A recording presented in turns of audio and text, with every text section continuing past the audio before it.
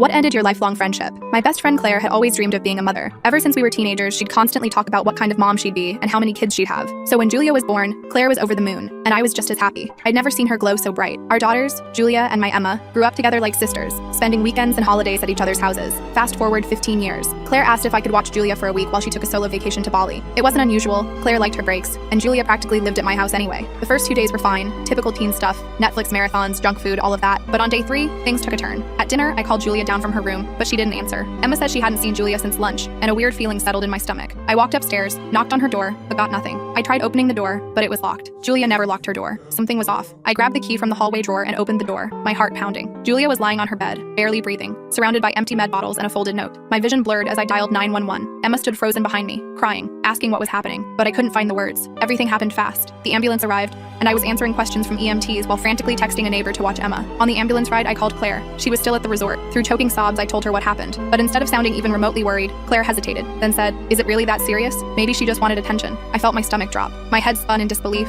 At the hospital, the doctor explained Julia needed her stomach pumped. I texted Claire immediately. Surely now she'd realize how serious it was. But Claire's next message knocked the wind out of me. "Changing flights is $200, it's expensive. Plus you don't have to go to the hospital every day. That's literally what nurses are for." I stared at my phone, my blood boiling. I wanted to scream, but I knew Julia needed me more than Claire's drama right now. I took off work, used my vacation days, and spent 3 straight nights in the hospital chair beside Julia's bed. One night, she told me she thought Claire didn't love her anymore. She asked why her mom wasn't coming back for her. I didn't know how to respond. I just hugged her, feeling a wave of anger in my chest. Throughout all this, I sent Claire constant updates, photos, and texts, but each response I got back was shorter, colder. Meanwhile, she posted beach selfies, captioning, "Living my best life." It hit me then that the Claire I knew, the devoted mom she always claimed to be, had completely vanished. When Julia was discharged, I prepared a safe, comforting room for her at my place. I tried countless times to talk to Claire about the situation, but she brushed it off every time. Claire finally showed up at my house, a full day after landing, deeply tanned and relaxed. She gave Julia an awkward half hug, then immediately asked about the luggage she'd left before vacation. As I explained Julia's recovery plan, Claire's eyes darkened, her jaw tightening with every word. Suddenly, Claire snapped. She stood up, accusing me of parenting her child behind her back. Her voice got louder,